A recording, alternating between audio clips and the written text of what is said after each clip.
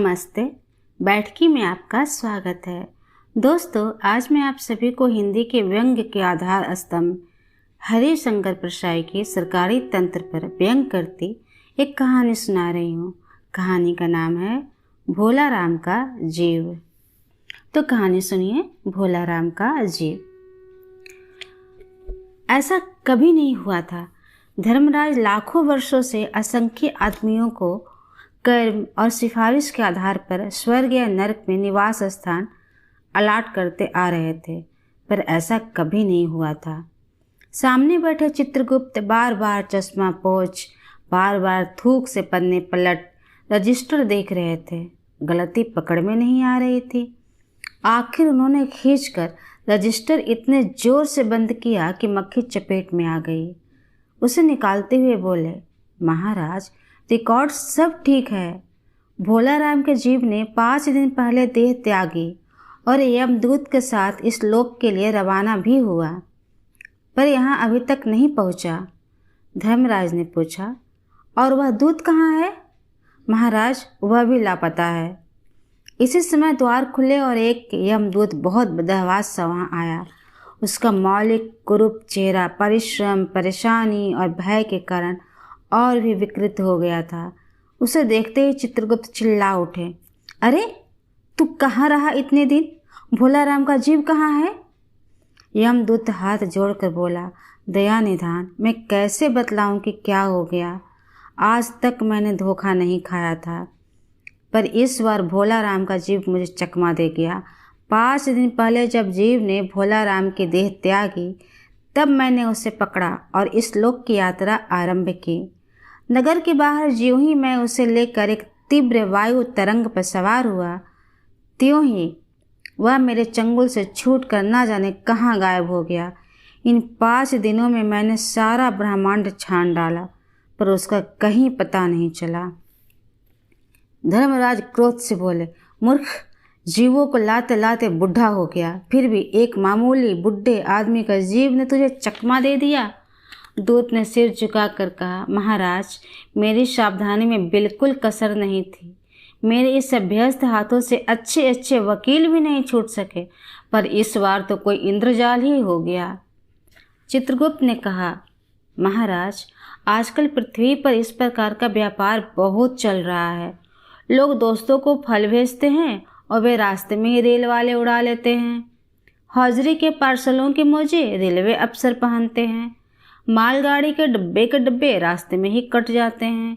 एक बात और हो रही है, राजनीतिक दलों के नेता विरोधी नेता को उड़ाकर कहीं बंद कर देते हैं।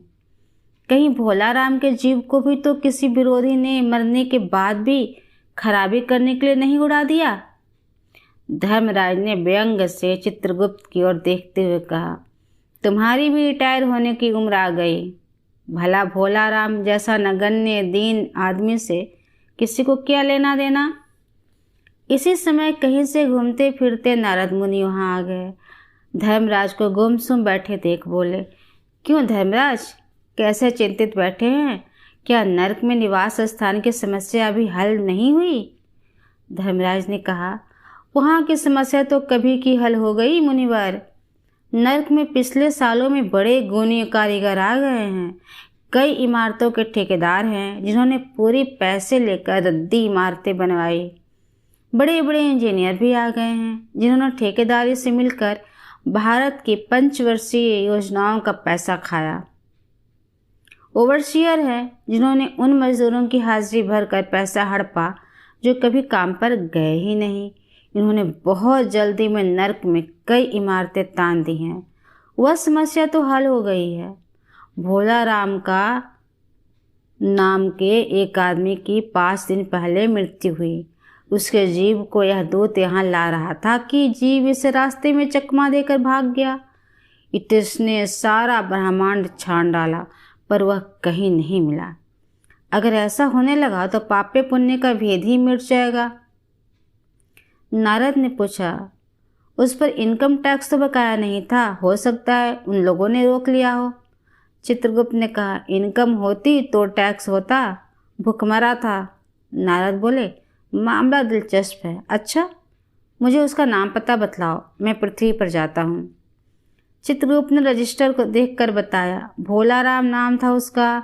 जबलपुर शहर के धमापुर मोहल्ले में नाले के किनारे एक 1.5 कमरे के टूटे फूटे मकान में वह परिवार समेत रहता था। उसकी एक स्त्री थी, 2 लड़के, 1 लड़की, उम्र लगभग 60 साल। सरकारी नौकर था, 5 साल पहले रिटायर हो गया था।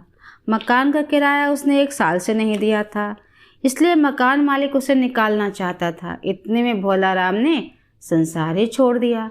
आज 5वां दिन है।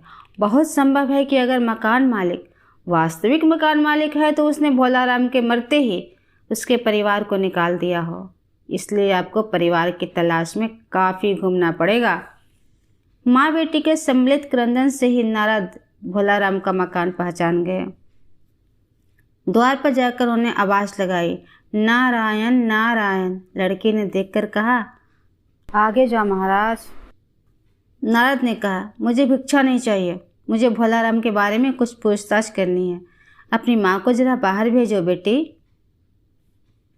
भोलाराम की पत्नी बाहर आई। नारद ने कहा, माता, भोलाराम को क्या बीमारी थी? क्या बताऊं, गरीबी की बीमारी थी। 5 साल हो गए पेंशन पर बैठे, पर पेंशन अभी तक नहीं मिली। हर 10-15 दिन में एक दरख्वास्त देते थे, पर वहाँ से या तो जवाब ही नहीं आता था, और आता तो यही कि तुम्हारी पेंशन के मामले पर विचार हो रहा है। इन 5 सालों में मेरे सब गहने बेचकर हम लोग खा गए, फिर बर्तन बिके, अब कुछ नहीं बचा था। फाके होने लगे थे। चिंता में घुलते घुलते और भूखे मरते मरते उन्होंने दम तोड़ दिया। नारद ने कहा, क्या करोगी माँ, उनकी इतनी ही उम्र थी। ऐसा मत कहो महाराज, उम्र तो बहुत थी। 50-60 रुपया महीना पेंशन मिलती तो कुछ और काम कहीं करके गुजारा हो जाता, पर क्या करें, 5 साल नौकरी से बैठे हो गए और अभी तक एक कौड़ी नहीं मिली। दुख की कथा सुनने को फुर्सत नारद को थी नहीं। वह अपने मुद्दे पर आए। माँ, यह तो बताओ कि यहाँ उनका किसी से विशेष प्रेम था जिसमें उनका जी लगा हो? पत्नी बोली, लगाव तो महाराज बाल बच्चों से ही होता है। नहीं, परिवार के बाहर भी हो सकता है। मेरा मतलब है किसी स्त्री ने गुर्रा कर नारद की ओर देखा। बोली, बको मत महाराज, तुम साधु हो, कोई लुच्चे लफंगे नहीं हो। जिंदगी भर उन्होंने किसी दूसरी स्त्री को आँख उठा कर भी नहीं देखा। नारद हंसकर बोले, हाँ, तुम्हारा यह सोचना ठीक ही है। यही भ्रम हर अच्छी गृहस्थी का आधार है। अच्छा माता, मैं चला। स्त्री ने कहा, महाराज, आप तो साधु हैं, सिद्ध पुरुष हैं, कुछ ऐसा नहीं कर सकते कि उनकी रुकी हुई पेंशन मिल जाए? इन बच्चों का पेट कुछ दिन भर जाएगा। नारद को दया आ गई। वह कहने लगे, साधुओं की बात कौन मानता है? मेरा यहाँ कोई मठ तो है नहीं, फिर भी मैं सरकारी दफ्तर में जाकर कोशिश करूँगा। यहाँ से चलकर नारद सरकारी दफ्तर में पहुँचे। वहाँ पहले ही कमरे में बैठे बाबू से उन्होंने भोलाराम के केस के बारे में बात की। उस बाबू ने उन्हें ध्यानपूर्वक देखा और बोला, भोलाराम ने दरख्वास्तें तो बहुत भेजी, पर उस पर वजन नहीं रखा था, इसलिए कहीं उड़ गई होगी। नारद ने कहा, भाई, ये बहुत से पेपर वेट तो रखे हैं, इन्हें क्यों नहीं रख दिया? बाबू हंसा, आप साधु हैं, आपको दुनियादारी समझ में नहीं आती। दरख्वास्तें पेपर वेट से नहीं दबती। खैर, आप उस कमरे में बैठे बाबू से मिलिए। नारद उस बाबू के पास गए। उसने तीसरे के पास भेजा, तीसरे ने चौथे के पास, चौथे ने 5वें के पास। जब नारद 25-30 बाबू और अफसरों के पास घूम आए, तब एक चपरासी ने कहा, महाराज, आप क्यों इस झंझट में पड़ गए?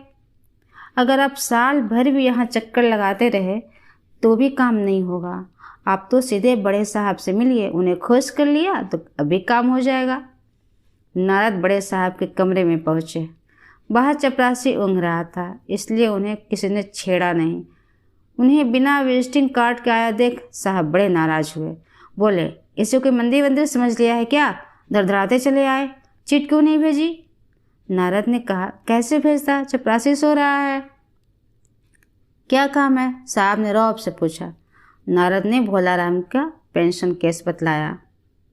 साहब बोले, आप हैं वैरागी, दफ्तरों के रीति रिवाज नहीं जानते। असल में भोलाराम ने गलती की। भाई यह भी एक मंदिर है, यहाँ भी दान पुण्य करना पड़ता है, भेंट चढ़ानी पड़ती है। आप भोला राम के आत्मीय मालूम होते हैं। भोला राम की दरख्वास्तें तो उड़ रही हैं, उन पर वजन रखिए। नारद ने सोचा, फिर यहाँ वजन की समस्या खड़ी हो गई। साहब बोले, भाई सरकारी पैसे का मामला है, पेंशन का केस 20 दफ्तर में जाता है, देर लग जाती है, 20 बार एक ही बात को 20 जगह लिखना पड़ता है, तब पक्की होती है। जितनी पेंशन मिलती है उतनी कीमत की स्टेशनरी लग जाती है। हाँ, जल्दी भी हो सकती है, मगर। साहब रुके। नारद ने कहा, मगर क्या? साहब ने कुटिल मुस्कान के साथ कहा, मगर वजन चाहिए। आप समझे नहीं, जैसे आपकी यह सुंदर वीणा है, इसकी भी वजन भोला राम की दरख्वास्त पर रखा जा सकता है। मेरी लड़की गाना बजाना सीखती है, यह मैं उसे दे दूंगा। साधुओं की वीणा से तो और अच्छे स्वर निकलते हैं। लड़की जल्दी संगीत सीख गई तो उसकी शादी हो जाएगी। नारद अपनी वीणा छीनते देखकर जरा घबराए, पर फिर भी संभल कर उन्होंने वीणा टेबल पर रख दिया। यह लीजिए, अब जरा जल्दी उसकी पेंशन का ऑर्डर निकाल दीजिए। साहब ने प्रसन्नता से उन्हें कुर्सी दी, वीणा को एक कोने में रखा और घंटी बजाई। चपरासी हाजिर हुआ। साहब ने हुक्म दिया, बड़े बाबू से भोला राम की केस की फाइल लाओ। थोड़ी देर बाद चपरासी भोला राम की 100-150 दरख्वास्तों से भरी फाइल लेकर आया। उसमें पेंशन के कागजात भी थे। साहब ने फाइल पर का नाम देखा और निश्चित करने के लिए पूछा, क्या नाम बताया साधु जी आपने? नारद ने समझा कि साहब कुछ ऊंचा सुनते हैं, इसलिए जोर से बोला, भोला राम। सहसा फाइल में से आवाज़ आई, कौन पुकार रहा है मुझे? पोस्टमैन है क्या? पेंशन का ऑर्डर आ गया। साहब डर कर कुर्सी से लुढ़क गए। नारद भी चौंक गए, पर दूसरे ही क्षण बात समझ गए। बोले, भोला राम, तुम क्या भोला राम के जीव हो? हाँ, आवाज़ आई। नारद ने कहा, मैं नारद हूँ, मैं तुम्हें लेने आया हूँ, चलो, स्वर्ग में तुम्हारा इंतजार हो रहा है।